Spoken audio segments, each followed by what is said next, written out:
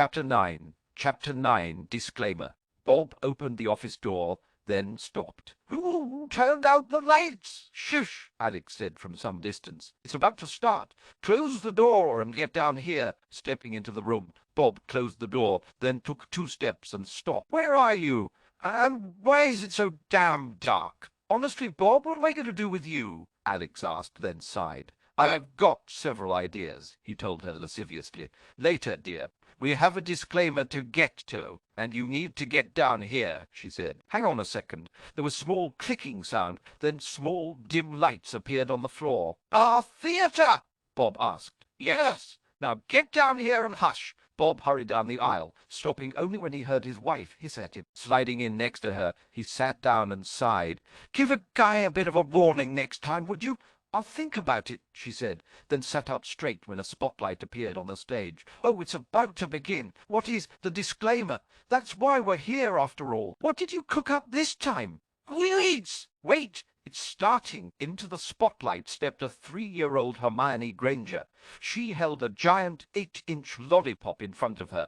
When she turned to face the audience, she lowered the treat so she could peek over it. "Oops and Bob don't own Harry Potter," she lisped cutely, then giggled. Alex stood up and cheered loudly, clapping her hands with enthusiasm. Bob stood up more slowly. He clapped but stared at the lollipop oddly. "What do you call that?" he asked. "You remember your quick and dirty disclaimer?" "Well, this is my short and sweet," she gushed. "How much did this cost us, honey?" "We used the last of the budget on the parade," she shrugged. "We'll be paying it off for a few years." He blinked. "For a disclaimer? Do I need to remind you of the Technicolor penguins?" she asked in a huff as she slipped past him and headed for the door. "Let's go." Nearly to the exit, she heard Bob's voice behind her. Turning, she saw him up on stage, taking to Hermione. Frowning, she moved back down the aisle to hear him better. "But you have to give it back. We can't return the use of the theater, but I bet I could get a few bucks for that lollipop. Come on, kid, give a guy a break." Hermione hugged the sweet closer, then kicked Bob in the shins and ran off stage, yelling, "My lolly!" Watching her husband hop around on stage in obvious pain, Alex snickered, then turned to the readers. "Enjoy the final chapter of Saying No, everyone."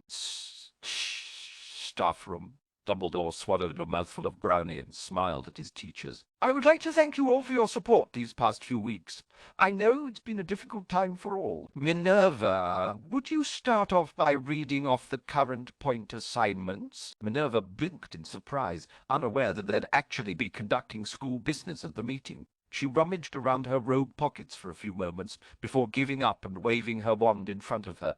The scores appeared before them all, glowing brightly. She cleared her throat. "Roughly, as everyone can see, Slytherin House has 6 points, mostly awarded for being brave enough to leave their common room. Hufflepuff House has a negative 17,577 points." Bonoma moaned and lowered her head to the table. "I'm so ashamed," she said. "I can never show my face in the greenhouse again." Minerva glanced at her sympathetically, then continued to read. "Ravenclaw House has a negative 12,891 points." Phineas Flitwick growled in the back of his throat and his hands clenched reflexively. "Gryffindor House," Minerva said, her voice shaking, "has a negative 287,587,561 points." She whimpered, then buried her head in her hands. It was all the Potter boy's fault, she thought to herself. His father was never so disobedient, and his mother was a dream student. Where did this bad streak come from? "We're winning," Snape said smugly. His eyes gazed lovingly at the numbers before him. "We're actually winning. It's just not fair," wailed Sprout suddenly. "The students don't care about points and they refuse detentions. This used to be a good school, a refined school." "That's right," murmured a tearful McGonagall. "We even managed to avoid too much frivolity." "Yeah, except when it was your Weasleys," sneered Snape. "They weren't my fault." "Albus wouldn't let me spank them like I wanted to do," hissed Minerva. Spanking worked for their father. "Why wouldn't it work for them?" "I remember finding Molly and Arthur one evening in their last year," Dumbledore said fondly, as he doodled on a piece of parchment in front of him. "Arthur was busy spanking Molly," It's worse than that, Phileas interrupted quickly. He didn't want Albus to talk about that incident, or it might lead to how the headmaster had found him with the head girl later that same night. They don't need us, he exclaimed angrily. Dumbledore looked up from his doodles of kittens and bunnies. He reached over and plucked the brownie from Minerva's hand and took a bite. "Oh, how so, Phileas?" he asked, doing his best Ron Weasley impression. Minerva stared at Albus with narrow eyes. She hissed at him softly, then summoned more brownies to her plate. With a flick of her wand, she placed an electrocution ward on her pastries. "Let him steal one now," she thought grumpily. "They've been studying," Phileas said. "I've been watching them. In fact, I found that a group of 6 years had brewed a levitation potion and were using it for their own amusement. Not only had they brewed the potion, but they had improved." He gasped suddenly and looked around, alarmed. "Wait! Did you feel that? I'm sure I felt something." As the staff froze, trying to feel what Phileas had felt, they heard the diminutive professor giggle, then watched as he slid sideways off his chair. "I told you I felt something," he called from the floor a moment later. "I knew he was going to do that," proclaimed Trelawney smugly. "Sure, yeah," muttered Hagrid. He sat in a corner, calmly munching on a fistful of brownies. "At least these didn't give him gas like the previous batch had."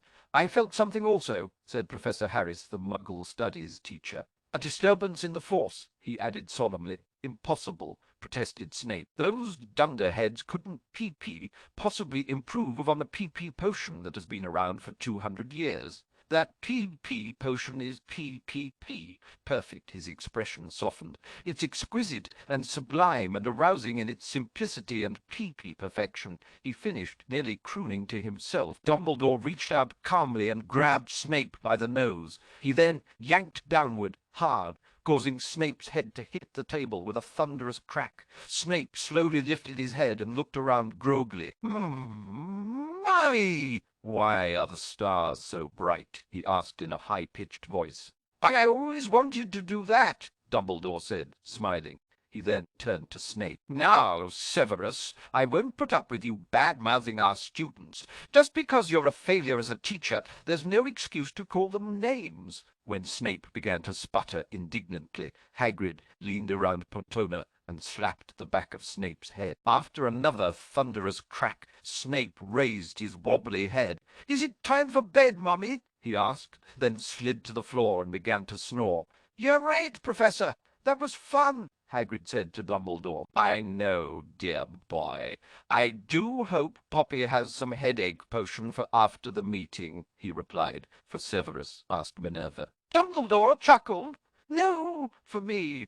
I fear Severus will be most put out with us, but it was for the greater good. You see, potions. We ran out of those weeks ago, Albus. We've been so busy with—" She paused. "Well, we've been busy. I'll see about ordering some in." At the far end of the table, a nearly naked Professor Vector danced slowly around Professor Trelawney, who was nibbling on a brownie and watching the show with great interest.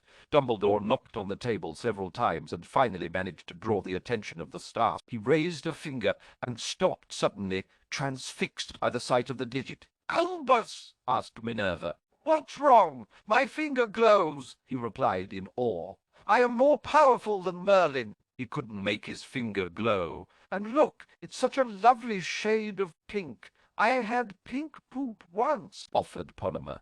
Minerva turned to eye her fellow teacher. "The twins got you too, eh?" "Mine was green and sang the school song. Blasted redhead menaces." Polymer turned to stare at Minerva and wondered if she should inform the deputy headmistress that she had vines growing out of her ears. Dumbledore waved his glowing finger and sparks shot out from the tip. Everyone turned to stare in amazement at the headmaster's spark-shooting finger. "Now that I have your attention," Dumbledore said, standing and swaying ominously. Poppy watched, slowly chewing a bite of her fourth brownie. She was confused. As a trained healer, she could recognize the signs of being under the influence of a potion, and she knew without a doubt that she was under such an influence. Strangely, she couldn't muster enough will to care about it, nor did she care that Albus's finger was on fire. If he wasn't screaming about it, she wasn't going to worry about it. She hated when they screamed. It always gave her a headache. "I want to talk about Harry Potter," Albus said. cute, cuddly, adorable Harry Potter. Headmaster, you know the minister ordered you to stay away from Harry Potter, Minerva said seriously. Then she turned to Aurora Sinistra. How far away did he have to stay, Aurora? 4.2 light years, the astronomy professor said, her voice firm, her eyes glassy. Minerva turned back to Dumbledore. That's right, Albie. You have to stay away from him. Boom! Who are we talking about? Ron Weasley offered Hagrid. She turned and looked at Hagrid in consternation.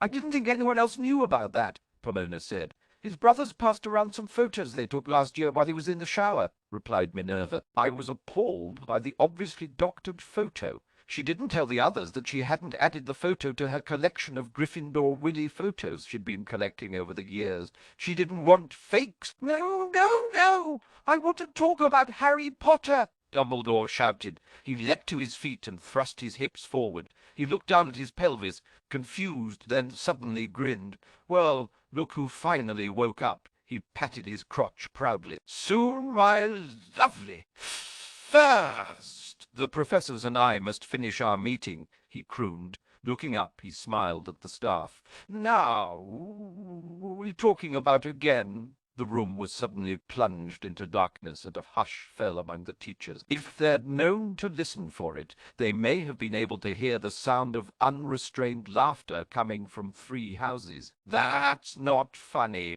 muttered Hagrid. I'll fix it, shouted Flitwick. In the darkness it was impossible to tell just where he was. Who just pinched my nipple? Exclaimed Minerva. Albus, wasn't me, my dear, replied the aging headmaster. Flitwick started a chant in what had to be High Latin.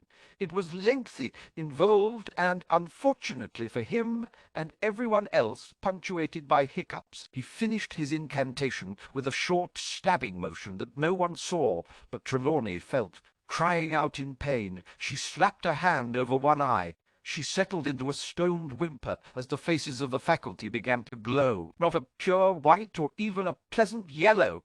No, they glowed in a rotating barber pole pattern. Well, that's different, Albus exclaimed brightly. Phineas, you simply must teach me this spell. I have a robe that would go marvelously with these colors. Hannah reached over and grabbed a handful of popcorn from Susan's bowl and chuckled along with the rest of her housemates. Then she noticed Susan tapping her wand on a small parchment which contained a map of the school. You didn't! She exclaimed. Susan looked up and grinned unashamedly. Hermione gave it to me. With this map I can turn out lights because toilets to back up, freeze the staircases, just about anything really. And you turned off the lights on them. Susan nodded. Watch this, she said, then muttered something over the parchment. The image on the wall slewed wildly for a moment. Then it steadied, showing a dimly lit corridor and a closed door. When everyone turned to look at her, she shrugged. What? It's just outside the staff lounge. What did you expect? It's dark in there. The Hufflepuff settled down when the door started to open, then stopped. Laughter and whispers could be heard from behind the door. Watch where you're putting your hands, said a voice that sounded like a very groggy Snape. Excuse me, dear boy, replied Albus Dumbledore. It slipped. I didn't mean anything unless you'd like it to. More peals of laughter were heard in the dark staff room. Who's that? Asked Hannah. She pointed at a small figure standing at the end of the corridor. Ernie Macmillan leaned forward and squinted slightly. Isn't that Tracy Donovan? She's a first-year Slytherin. Before anyone could answer, the door to the staff room was flung open with a loud crash, and several glowing teachers spilled out into the corridor, laughing loudly. Professor Sprout was holding onto the hem of her skirt and was fluffing it up over her head, then down again. Breezy! She moaned. Tracy stared at the glowing teachers, then screeched piercingly before turning and bolting in the opposite direction. Oh, that's going to be a problem, muttered Ernie. Why? Tracy's dad is the director of news services at the Wizarding Wireless Network. By this time tomorrow her father will know about this, he replied. Hannah grabbed another mouthful of popcorn and nodded. Maybe that's a good thing, she said. On the wall, they all watched Dumbledore as he tried to climb on top of Hagrid's shoulders. He was shouting a challenge to all the professors, claiming that he and his pony could beat them all to Hogsmeade, Gryffindor Common Room, November 30th early evening. All of Gryffindor was packed into the common room in a scene being played out in two other house common rooms. The only sounds were the crackle of the fire and the breathing of the students as they watched the images on the wall, shocked into silence. Seamus turned slowly from the images on the wall and stared at Harry for a moment. "Was that supposed to happen?" he asked, his voice strangely high-pitched. Harry blinked slowly. "Well, no." "You mean you don't know?" Lavender blurted. "It's not like I expected him to actually find a unicorn," Harry protested. "And let's be honest, even if he had, who here thought one would actually allow Snape to touch it? And even if someone was foolish enough to believe he'd find one and touch it, who in their right mind could have imagined what just happened?" Ginny said quietly, her eyes still on the image of Snape, who was busy trying to fix his shredded robes enough to cover himself. "What?" She glared around the room.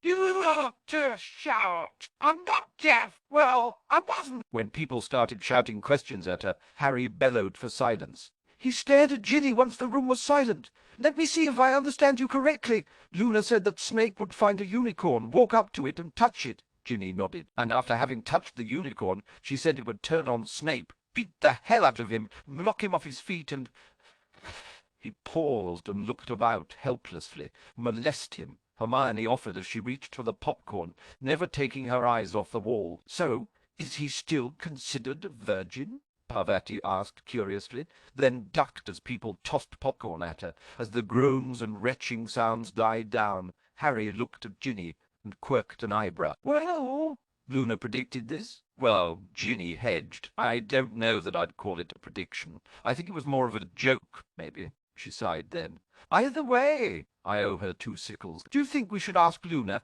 "No!" she interrupted, still staring at the wall. "If you do, you should know 2 things.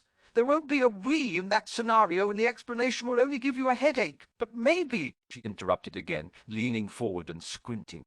Turning, Harry stared at the wall, puzzled. "What?" "It's just Snape. Looks like he finally made it back to the entrance hall. Pretty fast for a man who crawled the hallway." "No, I think she's talking about that thing on the left, Harry, at the bottom of the image," Ron said as he tilted his head from one side to the other. "Whatever it is, it's moving. It looks like a bit of rope," Harry muttered, leaning forward so far he nearly fell off the couch. "That's no rope," Dean said. "It looks more like a—" Several screams drowned out whatever Dean said as a tentacle shot out and wrapped around Snape. The man's scream echoed off the castle's walls. "What is it?" The camera's angled all wrong, Lavender shrieked. "Quick way to find out!" Harry shouted over the noise in the common room as he jumped to his feet and bolted for the door. Ron, Hermione, and Ginny were a few steps behind him. The rest of the Gryffindors followed, though there was a bit of a jam at the door as they all tried to rush out together. Reaching the entrance hall, Harry skidded to a stop, panting. As he realized what he was seeing, he blanched and turned away as Ron, Hermione, and Ginny arrived. Hermione shook her head and clutched at her stomach. "I shouldn't have eaten all that popcorn," she murmured. The thunder of many feet bounced off the walls, and students from Hufflepuff, Ravenclaw, and Gryffindor began to arrive. When the shrieks, moans, sobs, and retching sounds ended, the hall was silent as everyone stared at the sight before them. "What? What?" Ron murmured again and again, unsure of just what he was seeing. "I think it broke him," Ginny said, poking her brother several times. "Merlin, look at the mess," Lee blurted. "I'm telling you now, I'm not cleaning that up." "Lee!" several people shouted. "What? Are you telling me there's someone here who actually liked the bastard?" "Well, no," Susan said with a shrug. "But to go like that—" Harry turned back to the mess on the floor, ignoring the questions and comments from his fellow students as he tried to process what he was seeing. The body of the thing was covered in bright green fuzz. It looked almost like a huge, out-of-control Chia Pet. Well, if Chia Pets had tentacles, lots of tentacles. He took a few steps closer. Each tentacle he could see, and he could see a lot of them, had an eye at the tip. His imagination began to play tricks on him, and he nearly crawled out of his skin before he realized that no, they weren't all staring at him. His eyes moved to the creature's mouth, and he shuddered. Saliva still dripped from the maw of the thing, soaking the sleeve of what was left of Snape's robe. And while that in itself was disturbing, it was the fact that Snape's arm was still in said sleeve, hand curled into a claw, that nearly caused him to vomit. "The Bundyman," he murmured to himself. "Creature's going to be pissed." A loud pop quickly followed by a strong, foul-smelling breeze, rushed through the hall, caused the students to cough and back up quickly. As they watched, the creature seemed to melt, exposing the chewed, beaten, and mostly naked body of Hogwarts potion professor.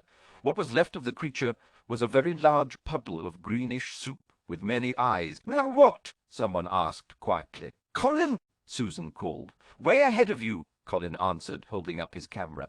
She then looked at Harry. "I'm not sure what all you have planned, but I think I should owl my aunt about this," she told him, pointing at the mess on the floor. "Yeah," Mate Keen said. "I'm all for disrupting things and causing a bit of chaos, but we're not equipped to deal with, well, this." Harry looked at Ron and Hermione, an eyebrow raised in question. Ron shrugged. "It's your show," Hermione nodded. "Send the owl, Susan," Harry said quietly, then looked around. "The rest of you should probably head back to your common rooms." As the students began to file out, he spoke quietly with Susan for a few moments before rejoining his friends. "I asked her to wait until early tomorrow morning to send the owl. I need to remove the spells from Snape. Oh, and Ron, use Hedwig to send a note to your brothers. Tell them to send it. Tonight, Ron's eyes narrowed. You're sure?" "I'm sure." Ron flashed a feral grin, then spun on his heel and jogged away. Hermione's eyes narrowed as she watched Ron for a moment. Then she turned to Harry. "Do I want to know what that's all about?" He rolled his eyes. "You're Hermione Granger. Of course you want to know." He smiled at her then.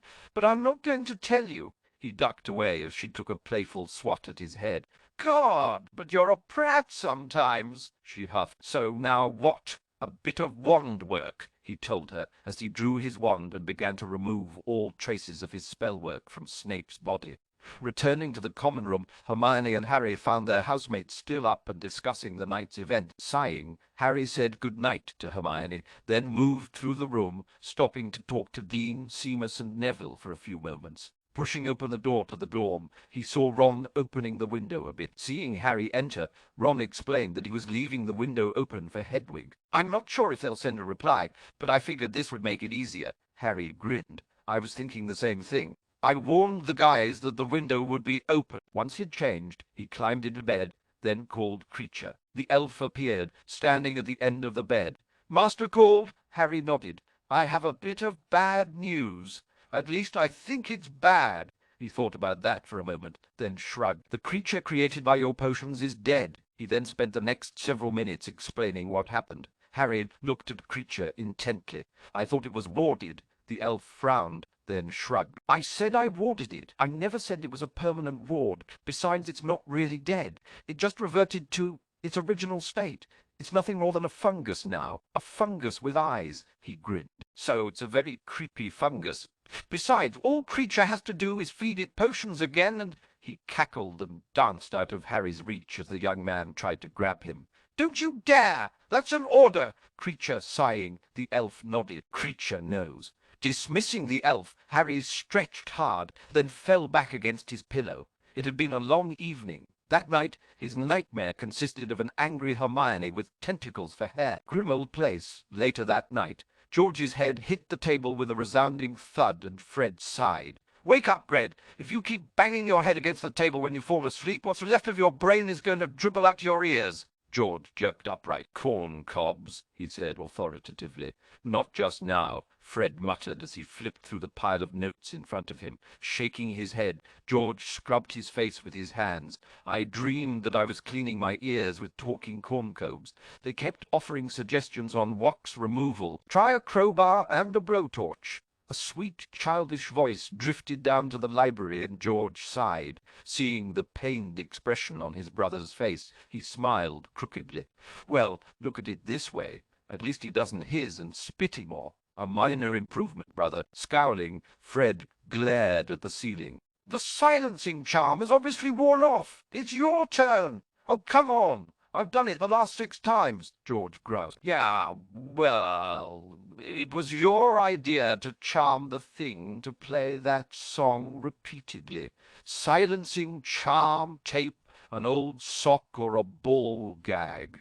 I don't care which one you use, just shut him up." taking out his wand. George shook his head. I think you're failing to see the humor in this situation, my dear Forge. With a few flicks of his wand, he applied the silencing charm on the room. There. That way I don't have to keep going upstairs, he muttered, tucking his wand away. You're right. I'm not seeing the humor in this. George contorted his body in such a way that he made himself look smaller, widening his eyes and batting his lashes at his brother. He twirled around on his toes. But don't you see, he asked in a high, squeaky voice, what could be more amusing than the most feared Dark Lord of our time, believing himself to be a Tom Marvolo Albus Percival Riddle Dumbledore, the 6-year-old bastard great-grandson of our most wonderful headmaster? Why, listen to how happy he is, singing his favorite song. Taking a deep breath, he leaned down toward Fred and began to sing. I love you! You love me! Boy! Shut it! God, that song's been stuck in my head for weeks now. Laughing, George sat down and pulled a pile of papers out of the stack. Right, so have you found anything? Lots. Just nothing very helpful, Fred told him, disgusted. A small pop was heard in the room as Creature appeared with a tea tray. Creature thinks the two red-headed menaces believe he doesn't have enough to do. There is no other reason for this latest disaster. Creature has had to tether Master Harry's house guest to his trunk to keep him from knocking things over. The elf made his way toward the table, glaring at the twins. Whatever made you think doing that to Voldemort's ears would be a good thing? It wasn't intentional, George said, scowling. And we are working to fix it. Work faster, Creature exclaimed furiously. And to think Master told Creature that you two were funny. Slamming the tray down on the table, the elf straightened and his face suddenly cleared of anger. Tea? He asked politely. Thank you, Creature, Fred said sheepishly. Another small pop was heard and Dobby appeared, arms crossed and leaning against the far wall. The House of Potter never has problems like this. Dobby thinks the Potterhead elf must be better than... You little... Creature began as he sprang toward Dobby. George grabbed Creature's arm to halt his attack on Dobby as Fred glared at both elves. Do you want me to report this to Harry? Fred asked angrily. You know his orders. Both elves went ridged. No, Mr. Fred, Dobby replied meekly. Creature and Dobby won't fight, Creature said quietly, then scowled. All right, we will fight, but we won't harm each other or anyone else. Was there a reason you joined us, Dobby? George asked as he released Creature. The elf nodded. Master Harry's owl delivered this, he said, walking toward George, holding up a small note. Hedwig waits in the kitchen, so Dobby thinks a reply is needed. Taking the note, George read through it quickly, then quirked an eyebrow. No, it's times like this that I really miss being at Hogwarts, he told his brother as he passed him the note. Looking up from the note, Fred shook his head. What do you think he's planning to do with it? I've no idea, but I wish I could be there to watch. Gryffindor boys' dorm obscenely early in the morning. Grumbling, Harry swatted at his ear. Go away, he mumbled. He groaned and batted at his ear again. There's food in the owlery, Hedwig. Hedwig! He sat up suddenly, then apologized to the owl as she clapped her beak at him in annoyance. Sorry, girl. It was a late night. Did you bring it? She held out her leg and stared at him expectantly. He took it from her, then stroked her softly. Thanks, Hedwig. She ruffled her feathers, nipped at his fingers, then flew out the window. He unwrapped the small package carefully. Seeing the note the twins had included, he unfolded it and read quickly. You nitwits! That's all we need! A mobile torso! Like he wasn't freaky enough before, he muttered as he climbed out of bed. Glancing around the room, he noted that the curtains were closed on the other beds. Sliding his feet into his trainers and dropping the note on his bed, he left the room quietly and went down the steps to the common room. Stopping at the bottom, he blinked in. Surprise! What are you two doing up? He asked. Hermione looked up from the book she was reading and smiled. You wouldn't tell me what you were up to, so I figured I'd find out myself. Ron's yawn was so large his jaw made a popping sound. I know what you're up to. You didn't honestly think I'd miss watching, did you? You're both insane, he told them as he walked over to a table and sat down. Had I known insanity was infectious, I'd have requested a change of house to get away from you two, Hermione told him as she and Ron joined him. So what's the plan this time? Oh, Master of Mayhem, Ron asked as he all but fell into a chair. I figured I'd go back to the beginning. Something simple, but with the possibility of being disgusting, Harry replied. Did I ever tell you that I hate not knowing what we're doing? Hermione asked. Putting her elbow on the table and her chin in her hand, she looked between her two best friends tiredly. "I think you've mentioned it once or twice," Ron told her. "This should give a smart girl like you," Harry said as he carefully unwrapped the small piece of cloth Hay was holding, then placed it on the table. She jerked back and wrinkled her nose. "Harry, what on earth is that doing here?" He looked up at her, his eyes serious. "Ending this. None of us are safe, as long as those bastards run free." "Agreed," she said, still staring at the item on the table. "I'm just trying to figure out what you're going to do with that. Two things. First, I'm going to use it to achieve my goal. Then I'm going to destroy it. I can't leave a trail back to me in any of this if I can help it. Like removing the spells from Snape?" Ron asked. "Exactly." Hermione massaged her temples.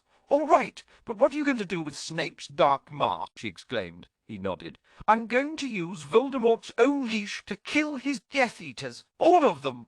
"But how?" she asked, frustrated. He smiled. "Watch and learn, Miss Granger." Cracking his knuckles, he picked out Snape's contribution to the cause and set to work. It was a difficult medium, but he'd had plenty of practice of late. As the sun began to rise several hours later, Hermione sat staring at Harry with bloodshot eyes. She studiously ignored the thing on the table. "I think I've found the flaw in your plan." "Mum?" he grunted, his head resting on his folded arms as he slumped over the table. A particularly loud snore from Ron had him jerking upright. She flicked her fingers towards the item on the table. "How will we know if that worked?" "I'm not," he began, only to be cut off by another snore from Ron. Looking at the redhead, he scowled when noticed the drool pooling on the table. "Ron," he said loudly, kicking him in the leg, "wake up! We have a problem." Ron sat up suddenly. "Ginger snaps," he said, panicked. "Ron, you were dreaming." "Snap out of it," Hermione said testily. Blinking several times, Ron then rubbed his nose and shuddered.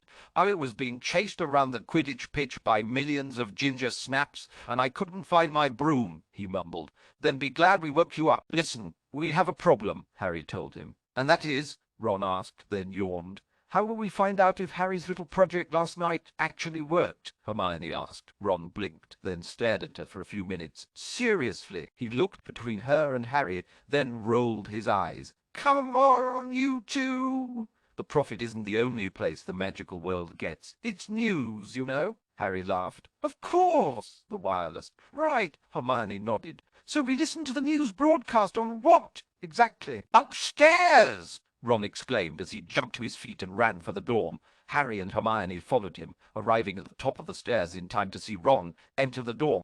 "Guys, wake up!" Ron shouted as he yanked the curtains around Dean's bed open. "For Merlin's sake, Ron!" Dean cried as he sat up. "We just got to sleep." He looked around, confused. "At least I think we did. What time is it?" "Dunno," Harry said as he stepped into the dorm and looked around. "But we need to turn on a wireless." "Seamus has one," Neville said, then yawned as he climbed out of bed.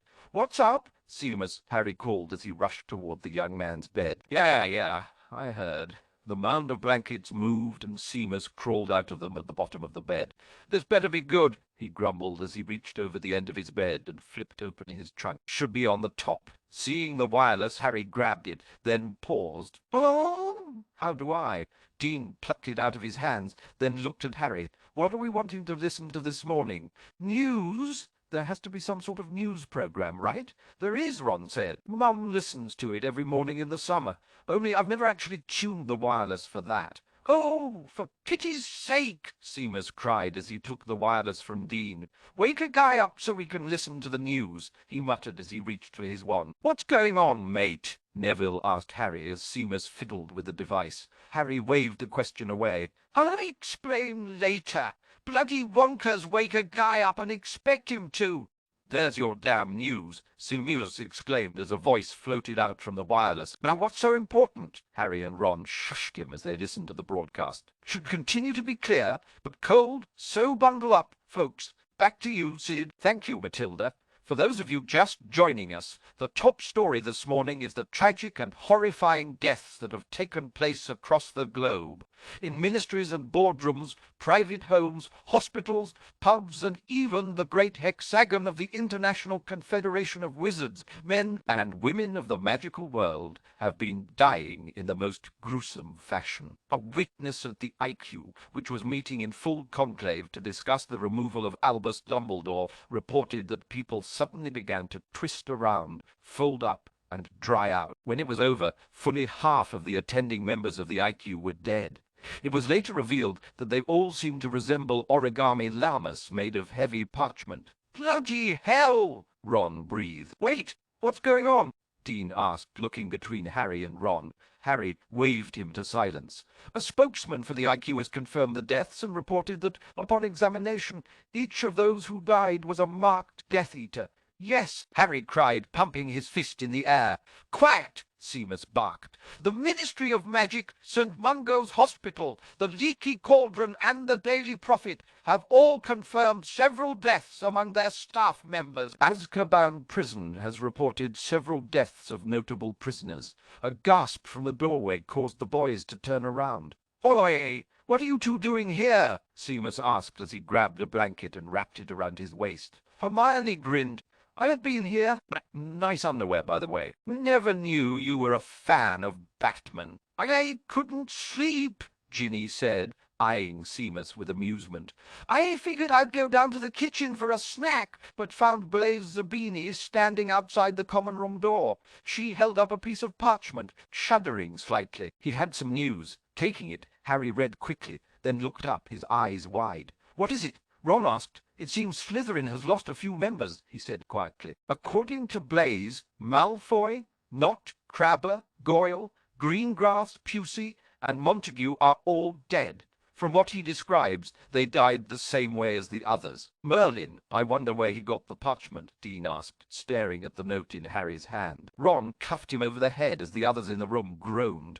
"That's disgusting!" He cocked his head slightly and thought for a moment, though it would be the first time Malfoy had ever been useful. Ron, Ginny, Neville, and Hermione all exclaimed. Dean plucked the wireless out of Seamus's hand. "Come on, guys! The house will want to know about this." Sometime later, the students made their way down to breakfast and were met by the sight of a furious-looking Amelia Bone. She spoke to an Aurore, then dismissed him with a flick of her hand. Turning, she spoke to Susan, who stood nearby. Susan nodded, then made her way towards the great hall. Once inside, she waited at the Gryffindor table. When Harry arrived, she sat down next to him. "Auntie's very angry," she told him quietly. "You've heard about the deaths of the Ministry, the IQ, and here at Hogwarts. We were listening to the wireless this morning. We didn't know about the deaths here at school until later," Harry said. "She was called into the Ministry very early this morning, then came here to deal with Snape and the thing that ate him." She shuddered. "That's when she found out about the deaths in Slytherin.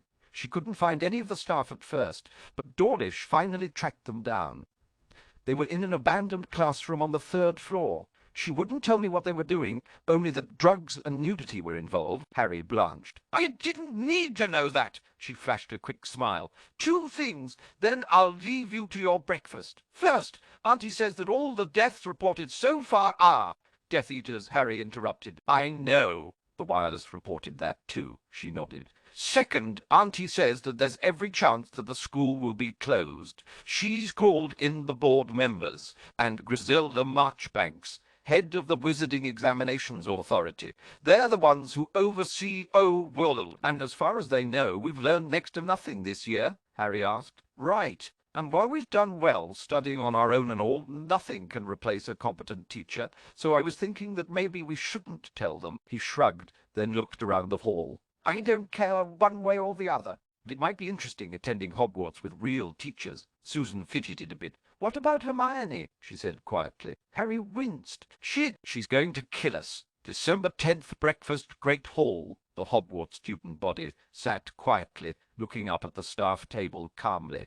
The announcement, currently being read by a member of the Hogwarts Board of Governors, a weedy-looking man named Noddy Blanket, had been known for several days. The Hogwarts rumour mill had been working overtime for the last 10 days and was surprisingly accurate for a change.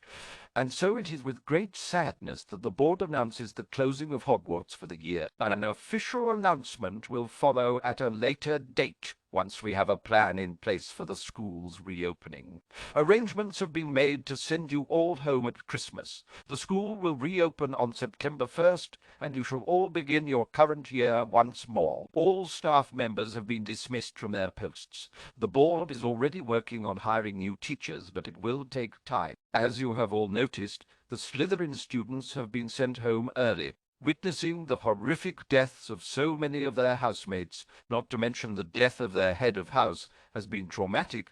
Blanket looked up then and sighed. As you know, the board did discuss your request. Though we understood why you made it, we felt we had no choice but to deny it. As the students began to grumble, he held up both hands and asked them to hear him out. Once the hall grew quiet, he cleared his throat. The ministry, specifically Minister Fudge and Amelia Bones, head of the Department of Magical Law Enforcement, asked us to reconsider.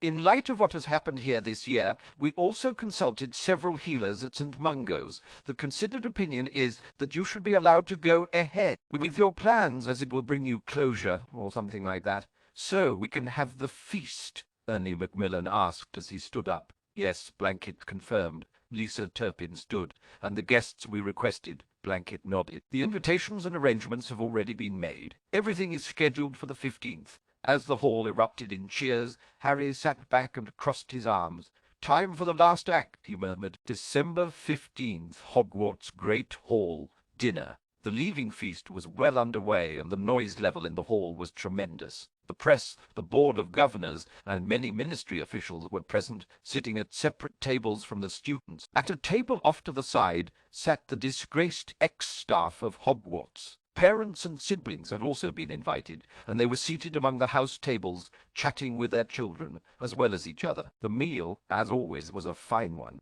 Many stuffed themselves to the point of groaning. Strangely, Ron Weasley wasn't among them. He was too excited to gorge himself as he usually did. He kept glancing at Harry, who sat across from him, until the young man glared at him and told him to stop. "Can't help it," Ron said, leaning across the table. "Come on, Harry. When does the show start? Do I want to know what he's talking about?" Remus, who sat beside Harry, asked. Harry sighed. "Doesn't matter if you want to know or not." Seeing Ron about to cheer, he raised his hand. "After dinner, if you please. Do you know where you're going to do it?" Hermione asked. Harry nodded toward the raised dais where the Hogwarts staff used to sit. "They removed the table, so I figured it would give the best view." "Yes," but Ron began, then blinked as the dinner dishes were cleared away and dessert was served. "Oh, pudding!" Ginny rolled her eyes. "I have to admit, I'm rather curious about this gathering myself," Arthur Weasley said as he looked around the room. "This year hasn't exactly been Hogwarts' best." "No, it hasn't," Molly agreed, glaring around at her children. The twins held up their hands. "Don't look at us," Fred said. "We weren't even here," George added. "And when has that ever stopped you two?" Bill asked, grinning. "I have to admit, when I got the invitation to the feast, I was a bit surprised," Charlie added. "It's too bad your parents couldn't attend, my dear," Molly said, smiling sympathetically at Hermione. Hermione wrinkled her nose. "Oh, I think it's better this way. They wouldn't understand half of what's going on here, and explaining it would be complicated." "You did well enough the first time," Moody muttered around his unlit pipe. "And why am I at the Gryffindor table?" "I was a Hufflepuff," he groused. Hermione looked at him with wide, innocent eyes. "Why? Because we love you, of course." Moody flinched. "Knock it off, and answer the damn question," Harry grinned. "If it hadn't been for you, none of this would have happened." "Oh, no." "You're not blaming me, Potter," Moody growled. He yanked his pipe out of his mouth and pointed at Molly. "I'll not have her thinking I'm responsible for this." Once the dessert dishes had been cleared away, the crowd began to grow a bit restless. Harry looked down the table at the twins. "So, where is it?" George patted his robes for a moment, then reached into a pocket and pulled out a small item. Setting on the table, he gave it a shove. As it slid toward Harry, those at the Gryffindor table watched, puzzled. "What's that?" Remus asked as it passed him. "The main event," Harry told him as he reached out and plucked the item off the table. Standing, he looked at Ron and Hermione. "Coming." The two looked at each other, then stood. "Wouldn't miss it, mate," Ron said, grinning widely. As the trio made their way to the front of the room, the crowd in the hall began to quiet down. Climbing the dais, the three turned to face the crowd. Harry bent down and placed the item in his hand on the ground in front of him. Straightening, he looked out at the crowd and smiled. "This year has been an interesting one. With a few exceptions, it's been the best year I've ever had at Hogwarts. If you ignore the fact that we had no classes," Hermione muttered. "Like Harry said, best year ever," Ron quipped. "Ronald!" Molly said, standing up. Arthur yanked her back down and shushed her, surprising most of his family. "Hush, dear! I want to hear this," shaking his head, Harry continued. "But to understand what you're about to see, you need to know that the beginnings of what took place here this year actually took place over the summer. I won't take you through all of it, as it's long, involved, and are really none of your business. All you need to know is that I reached a decision over the summer. You see, this world can't seem to make up its mind about me. In the press, at the ministry, and even here at school, I was a hero, a psycho or a dangerous dark lord in training." The crowd began to shift uneasily, realizing the truth of his words. "Some in the ministry, especially Fudge," he continued, glaring at the man in question, "hated me because I forced them to admit that Voldemort." He paused as many in the hall flinched or cried out at the name. He looked at Remus with a raised brow and a smirk. Remus rolled his eyes and made a motion for him to continue.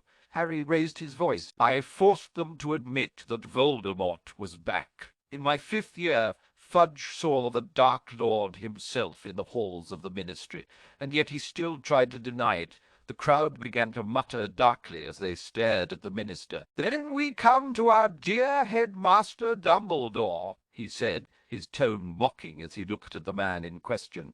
"Tell me, Albus, what rational man tempts a Dark Lord into a school full of innocent children, all in the hope that a mere first-year student could destroy him?" Dumbledore squirmed uncomfortably. "But Harry," the prophecy said, "only you could vanquish Voldemort." The crowd erupted, shouting questions at Dumbledore.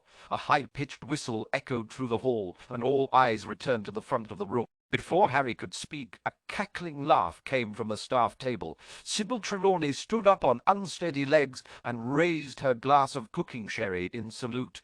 "I think you're the only one I didn't fool with that little gem," she said, grinning at Harry. "What?" Dumbledore asked, staring at her in horror. She shrugged. "I was broke and had been evicted from my home.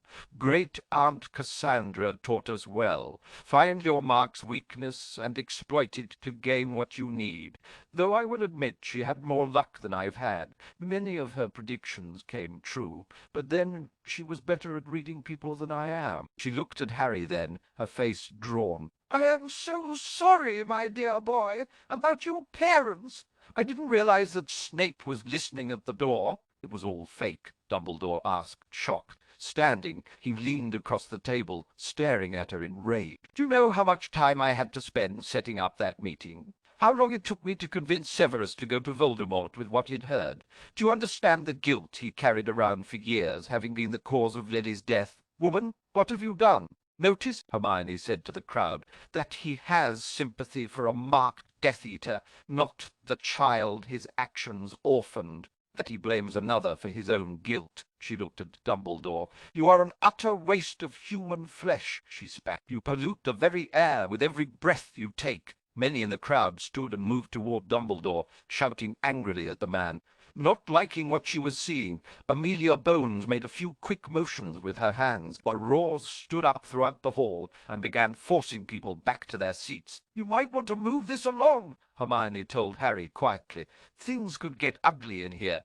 Everyone take your seats," Ron bellowed, his voice augmented by magic. "We can lynch the old man later," shaking his head at his friend's announcement. Harry raised his voice, but didn't use magic. "You're right," he called, looking at Trelawney. Those still standing stopped arguing with the Aurors and quickly found their seats, not wanting to miss what the boy had to say. As the hall grew quiet, he nodded. "Yes, you're right. I didn't believe the prophecy, but it quickly became apparent that Voldemort did. And as Dumbledore continued to force me into confrontations with him, and with the sheep at the ministry being unwilling to acknowledge that he was back, something had to be done. But I refused to allow Dumbledore to sacrifice me on the altar of prophecy. If I was going to do this, I was going to do it my way. He looked around the hall and grinned. So, with the help of Alastair Moody and Remus Lupin, Hermione, Ron, and I trained over the summer. I won't go into details, as, again, it's none of your business. Let's just say that we were more than prepared to do what had to be done. We invited you all here to see some of the results firsthand. You all know about the Death Eaters. Interesting how they all died at the same time, isn't it? Are you saying that was your doing, Harry? Dumbledore asked, puzzled. Boy, can't slip anything by him, can we? Ron asked sarcastically. He scowled. But how? Harry grinned at Old Man. Never underestimate the power of origami. Dumbledore's eyes widened as he remembered just how those Death Eaters died. But how did you reach so many, and at the same time? Harry's eyes widened dramatically. Why magic, Albus? Magic? Ron began to laugh, but Hermione rolled her eyes. You're such a child sometimes, Harry. Oh, come on! That was priceless, Ron said. You killed them all, Potter, Amelia asked bluntly. But there was no evidence. Harry's smile was innocent and charming. I know. You don't have to believe me. I certainly wouldn't mind if you didn't. But on the off chance that you do, keep what you just said in mind. There is no evidence. Try to prosecute me, and I'll tie the ministry up in court for so long. We'll both be dust before it's settled. She shook her head. Can we just finish this, please? With a shrug, Harry looked out at the crowd. I don't need tell you what went on at Hogwarts this year. You all know the most important details already. We had no classes because the teachers were too busy with their drug-fueled orgies to think about the children under their care. And we, the innocent children of Hogwarts, will be forced to take this year over again. The ex-staff members shrank back from the glares they received. Laying it on a bit thick, aren't you? Hermione asked him quietly. Oh, please. They deserve every bit of the scorn aimed their way, Ron told her. True, but I feel like I'm trapped in a poorly performed and over-dramatized play, she groused. And who was it that introduced them to the wonderful world of drug-laced brownies? Harry murmured. Hermione Granger, drug dealer, Ron said, staring at her. Who'd have thought it? You're just annoyed because you didn't think of it first, she told them haughtily. The three friends grinned at each other. So Harry said loudly, gaining the crowd's attention once more. Where were we? For Merlin's sake, Potter, just get on with it, Moody shouted. Right then, if I could direct your attention to the item at my feet, Harry said, drawing his wand, you'll all find out the true reason you were invited to Hogwarts tonight. With a flick of his wand and a quick, murmured word, the small item grew in size to reveal a trunk. As I said earlier, my friends and I decided to solve the wizarding world's biggest problem, though by no means its only problem. Ladies and gentlemen, behold, with swirl of his wand and a kick to the trunk for good measure, the lid popped open, and the trio stepped back. From inside, a childish voice was heard quietly singing, and Voldemort slowly floated up from the trunk, only stopping once the rope around his torso went taut, keeping him tethered to the trunk. Wizarding Britain, I give you the Dark Torso, the most feared Dark Lord of any age, the one known as Voldemort, Harry shouted, then bowed to the crowd. The crowd didn't notice his little gesture, as they were too busy shrieking and running for the doors. You did lock them, didn't you? Hermione asked as she observed the crowd calmly. Yep, Ron told her. And just as we suspected, the sheep are too panicked to actually use their wands. Harry sighed. I think I feel a headache coming on. Why do they have to be so predictable? Casting a quick, sonorous charm on himself, Harry addressed the crowd. I'm just curious, he said, his voice booming through the crowd loud enough to be heard over the screaming. How many of you noticed that the minister, the head of the Dumley, all but one of the Aurors, and every former member of the Hogwarts staff beat you all to the doors to the Great Hall? The crowd stilled, and everyone began to look around. Sure enough, those in question were squished against the doors of the hall, desperately trying to get them open. From the Gryffindor table came the sound of bleating sheep. Glancing that way, Harry shook his head as the twins, ducking their mother as she tried to grab them, continued with the sound effects. Moody stood up and shook his head. You know, these kids are right. You all are sheep. Didn't a single one of you notice that the thing up there on the dais has no arms?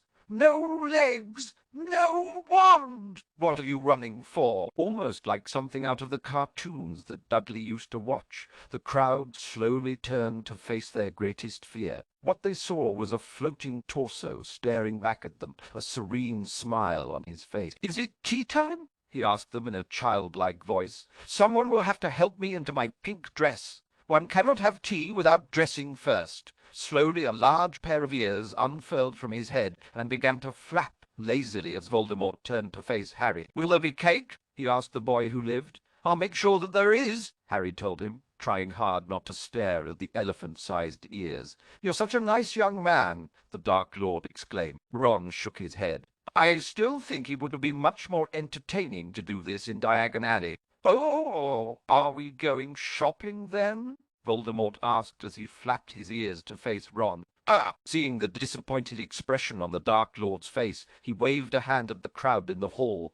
"But all these people came to see you." As Voldemort slowly turned himself around to face the people in the hall, Hermione and Harry looked at Ron as though he'd grown a second head. "What?" He looked so upset at not being able to go shopping. Ron defended himself. "And you care about how he feels." "Why?" Hermione asked. Ron squirmed. "I don't." "Not really. It's just that." He trailed off and looked at them a bit helplessly. "He's rather pathetic, isn't he?" Harry murmured quietly. "Exactly," Ron exclaimed, obviously relieved that someone understood. "What about them?" Hermione asked, gesturing toward the crowd. "Right. Forgot about them," Harry said, stepping forward so he stood beside the most feared man. "Torso. Thing in Britain." He cleared his throat. "If you people would be good enough to move away so the ministry personnel can step forward." Rather than a path being cleared, the crowd turned on the officials and began shoving them to the front of the room.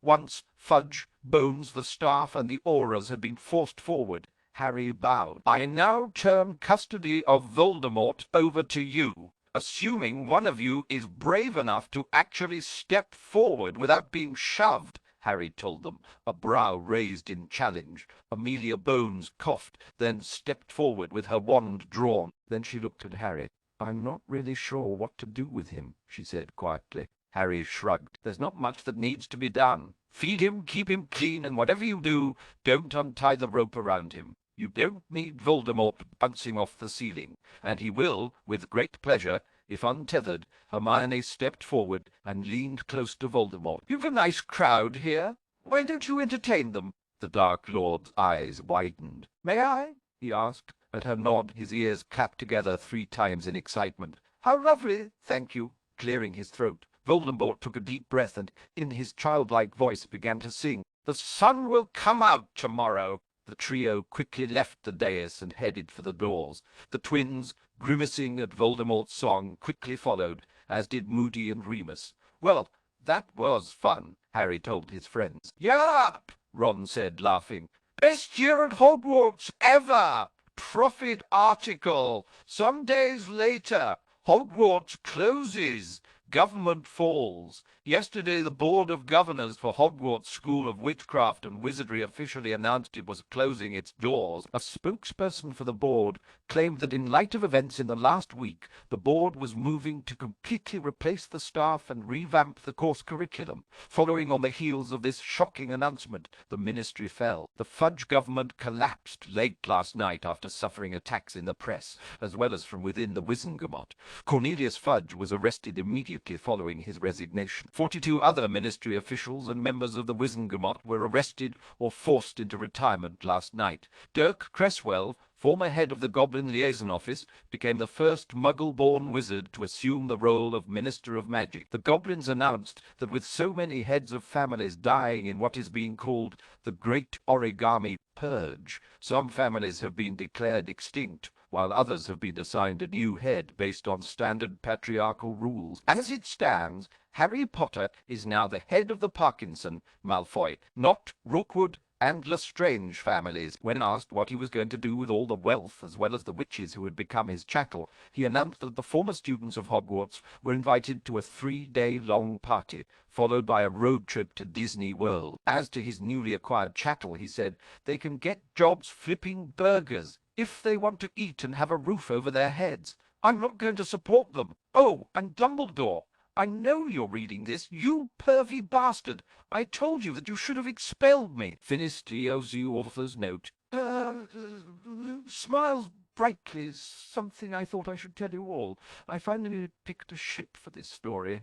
As it's finished, I guess there's no point in telling you my decision, though, is there? I know you're just itching to ask, so let me stop that line of thought right now. No, I won't. Don't even bother asking, begging, bribing, or otherwise trying to enticing me into it. This is the end of my little crack tale. I won't continue it. Nope, not happening. Not gonna, and you can't make me. Clear enough. Good! Are there unresolved threads in the fic? Yep! Did I answer all your questions? Doubtful. So, as I won't be writing any more of this, and if you feel so inclined, grab something in this fic that tickled your fancy and start writing. Just let me know if you do, as I'd like to read it. Hope you enjoyed my bit of madness. I think I'll retire back to writing a few scenes for Bob's fics and editing them. Poorly, I might add. Ball's note. On a serious side, there are other stories in the works. Some crack, some not. But don't expect anything soon. Thankfully, those stories will allow me to resume full control over the disclaimers. Give us liberty or give us donuts. Bye-bye.